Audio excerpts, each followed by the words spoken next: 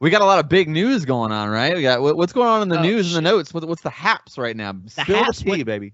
Dude, the tea that just popped off literally hours before we started to record.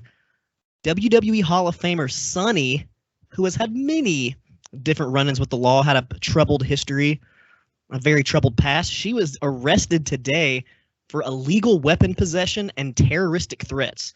And the details haven't really came out exactly what happened, but sounds about par for the course right there for Sunny. Tammy.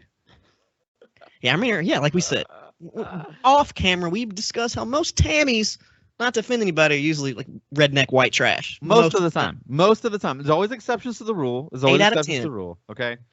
But if you're out there going by Tamara, you ain't fooling anybody. We know you're a Tammy deep down. Just go ahead and embrace the internet Tamminess of it. Exactly. We know exactly what's going on. What else we got going on in the notes, man? Okay, I guess we'll go ahead and keep it with WWE right now. And Corey Graves, after 7 years, has been cleared to compete. What? Yep. Really?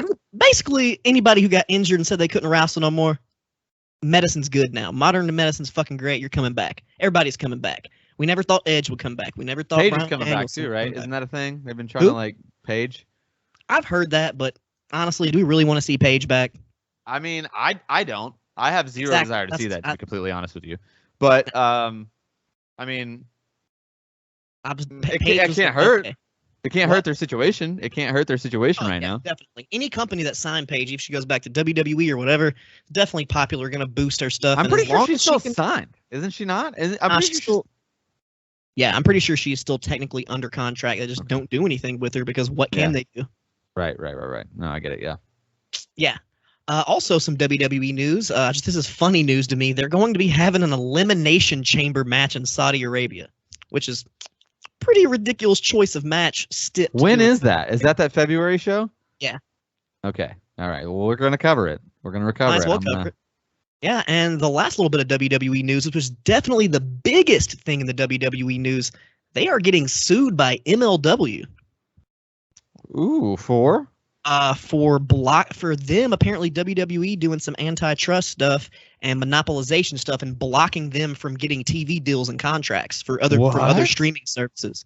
Yeah, a story came like Vince, one of the executives. Actually, it also another part of it. Whenever MLW started working with Vice earlier this year or earlier last year, a WWE executive reached out to them and said that Vince McMahon is pissed that you're working with MLW and you need to stop. And then they immediately was like, oh, that is illegal as hell, and you can't do that. And they're like, well, I'm sorry, I can't control the boss. What? That is. Yeah. First of all, why? MLW is not a. I mean, we love MLW around here. I'm not trying to disparage it. I'll tell you exactly why. Because Tubi, which is owned by Fox, was also trying to give them a deal, and WWE was like, nope, nixed it because they're doing the thing with Fox. That's just so dumb to me, though. Yeah, I know it's ridiculous. So, and they're just basically saying they're trying to sue them, saying they blocked them from getting deals that would have definitely pushed their company into a different level. And all these other things. So we'll see what happens with that. I don't think MLW has enough money to even try to pursue this. No, there's no way. I think it's probably bad for them unless it's unless they have a lawyer that knows something that we don't know that WWE is going to get real fucked, or maybe they'll settle out of court, pay him some money.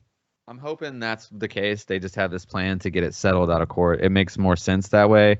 Or maybe it's just hey, if we try to sue them for this, they'll probably just settle it this, and then it's a win-win.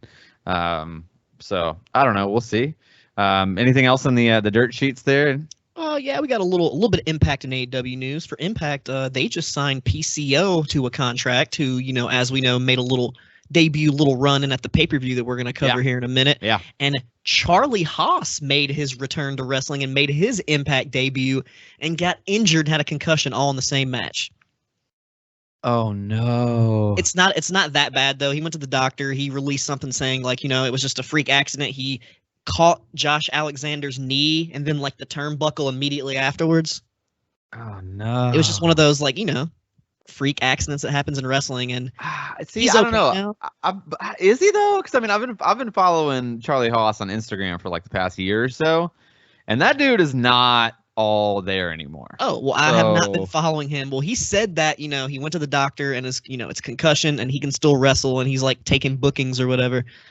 But I did not know that he was not well off because I don't follow him like that on the social media. But good looking out. So we have at least some kind of context because I have. My goodness, that seems. Yeah, wow. Okay, well, man. All right. Well, you know what? Yeah. Here's hoping that he figures it out. Hopefully, whatever works. Whatever works for him is gonna work. But yeah. And a person who was on the pre-show, which we're not going to cover for the Impact Hard to Kill, another new signing, Speedball Mike Bailey. I don't know if you're familiar with him. He's a Canadian wrestler. Not. He hasn't been able to come to the U.S. for like the past 4 or 5 years due to some visa issues that happened.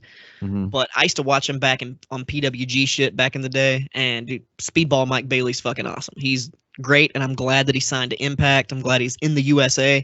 I thought he was going to be an AEW guy, to be honest, because he's like has that big PWG connection. Yeah. But it's really cool to see him here in America. Another signing for AEW debuted this week on Dynamite, Brody King. Now officially with Malachi Black.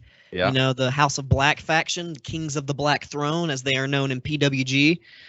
Pretty excited about that. It's going to be some hot shit popping off with that. I'm ready to see it because Brody King's a big old boy and he can move. Yeah.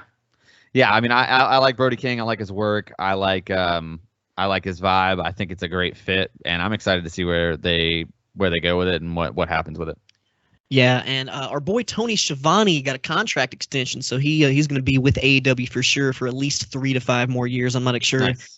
Not sure exactly how long the contract was, but we love Tony Schiavone. And yeah, it was a great episode of Dynamite this week. Pretty much lots of storytelling, lots of planting seeds to move stuff forward. Like I said, we had the Brody King debut.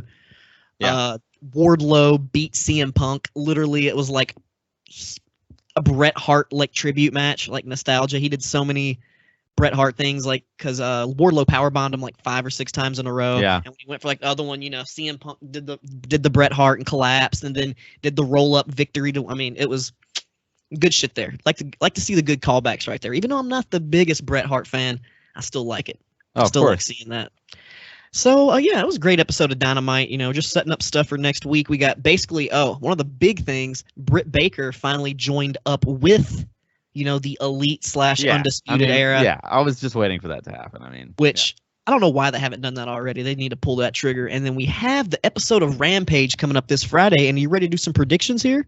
Yeah, let's do it. What do we got? All right. So the first match on the card, and there's spoilers out there, but I did not look at spoilers. So this is all going to be pure guessing. Sean Spears facing the debuting Andrew Everett. Okay, well, Spears for sure. Well, I'm going with Everett because he's a debuting new wrestler, and Sean Spears is the guy you kind of come in and beat when you need to get over. Even in NXT, that was kind of his. I'm going with Spears. His role. All right. Well, I'm going with Andrew Everett. You're familiar with Andrew Everett, right? Yeah. Yeah, I understand. He's been out for a while, so glad to see him back in there. A trios matchup: Chris Statlander, Layla Hirsch, and Red Velvet taking on the Bunny, Nyla Rose, and Penelope Ford. Heels. Yep, I'm going with the heels too. Heels all day. All right, so we only have one different pick so far. All right, Trent Beretta versus Adam Cole Bebe. Cole. Yeah, Cole, because he mentioned also on Dynamite how he's undefeated in singles competition. Yeah. So he's not going to lose, and it's going to be a big match, a big pay-per-view match. Not going to be a Rampage or Dynamite, I'll tell you that. Yeah. And the main event, tag team titles on the line, the Jurassic Express taking on Johnny Hungy and Alex Reynolds of the Dark Order. There's no way Jurassic Express loses it this quick. Although, I mean, I do see if Dark Order ever has a tag team that gets a run, it will be those guys. I will say that.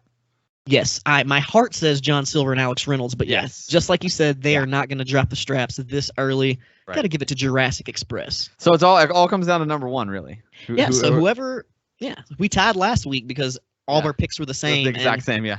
And they all played out exactly how we predicted. Yeah. So for the new year, we do not have a picks champion as of now. It's still tied up. Not yet. There's still no champion crowned yet for season 4.